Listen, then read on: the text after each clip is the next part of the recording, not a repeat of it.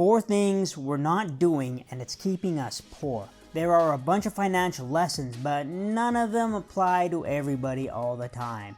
In this video, we're going to go over 4 things that people need to be doing if they want to achieve their financial goals and are especially important when just starting out. The pandemic taught Americans an important thing in 2020, and that's the value of saving money. For the past decade, Americans tended to only save about 7% of their income, according to the Federal Reserve. But during the pandemic, Americans started to save a lot more, and it got as high as 33% in April of 2020.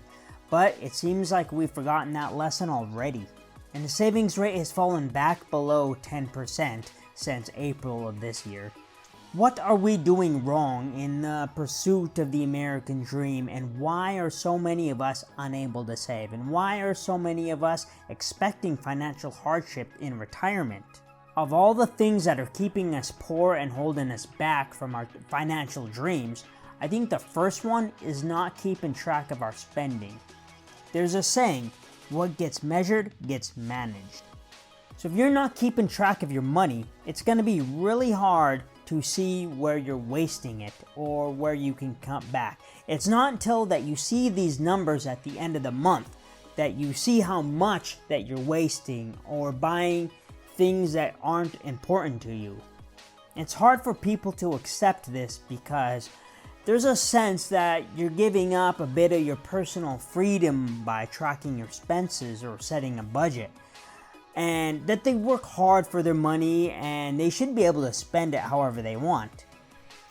I wouldn't tell anybody how to spend their money, but you gotta realize that a paycheck is a limited resource, and I tend to think of it like a leash, and the leash is there no matter what, and it's better to know how long my leash is so I can make the best use of it.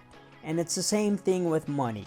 You track the money so you can make the best use of it, because at the end of the day, it's limited and finite. So all these tiny expenses, they add up over the month, like the little streaming service that you bought and you never use, or buying these extra snacks when you stop to get gas. You'd be surprised at how much these small expenses add up. You probably wouldn't give these expenses any priority, and you would be perfectly happy not spending the money on them in the first place. I think this is the most important step. This is step 1, and we need to keep this through all our stages of our financial goals. Next stage, or the next problem or the habit that we need to cut back on, is housing. Housing is the biggest expense for Americans. The median selling price in America has risen to $374,000. And with a down payment of 15%, that makes your mortgage payment about $1,650 a month. And the average salary is $53,490, so the average mortgage is going to be 30% of your income, and that is before taxes, and it doesn't include any utilities. Now everybody involved wants to sell you the most expensive house possible. The people selling you the house, of course, they want to sell it for more. Both the real estate agents, they get paid off commission, and the bank wants to write you a big loan for the interest payments. Then they can foreclose on you if you don't make the payments and take the house back, and including whatever equity that you have in it. The more expensive the house, the more the utilities will be, the more upkeep it will take, like mowing the lawn and dealing with the HOA fees. Owning a nice house is part of that American dream. So there's a big psychological effect of owning your own home. It can be easy to pay for more house than you can afford, and even maybe you can afford the house, maybe you won't be able to afford anything else after the house. Dave Ramsey recommends to spend no more than 25% of your after-tax income on your mortgage payment. The second largest expense for Americans is their car payment, and car prices have gone up a lot since COVID too. Used car prices have gone up to an average of almost $20,000 for your average used car. Cars are another thing that people take a lot of pride in, and it's like seen as a symbol of their success. You need a cool car so people know that you've made it in life. Now that's perfectly understandable. I want a Ferrari. When I see a Ferrari, I look at it and I want it, but I know I can't afford it. Cars are like houses in that the salespeople and everybody are paid off commission and get paid more when they sell you the more expensive car.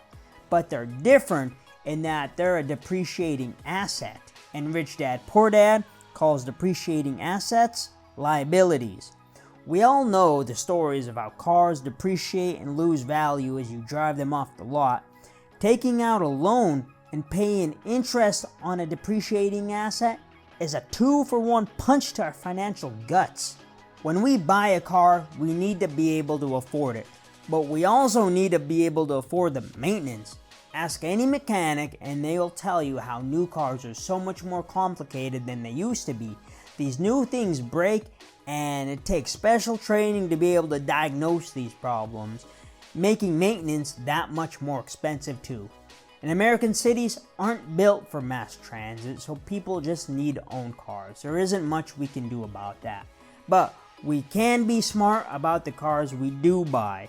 We can do a little bit of research on what we can afford, what kind of cars are affordable, reliable, and hold their value. We can buy vehicles, like 5 years old when a lot of that depreciation is already priced in, and avoid taking out loans as much as possible. Now, if we have these first 3 areas under control, then it'll be much easier for you to keep the 4th area under control, and that is avoiding debt. Avoiding all kinds of consumer debt, especially credit card debt. That stuff is especially bad.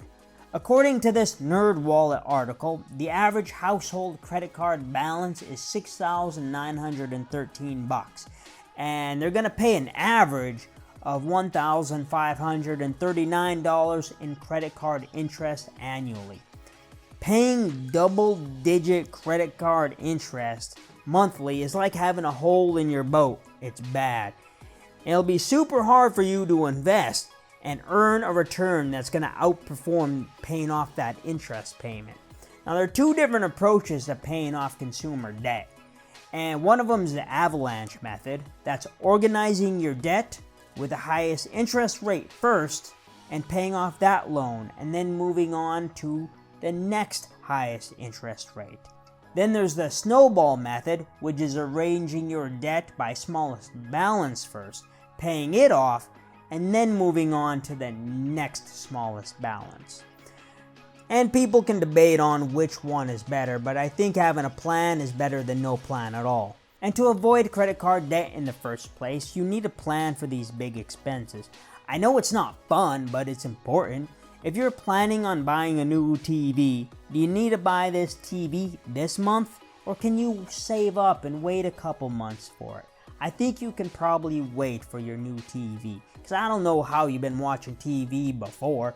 Then, if you do have the money for a big purchase, maybe you don't need to buy it like right after payday. Maybe you can just wait until the end of the pay period, right before the next paycheck, just in case something happens and you need to spend this money on something a little more important.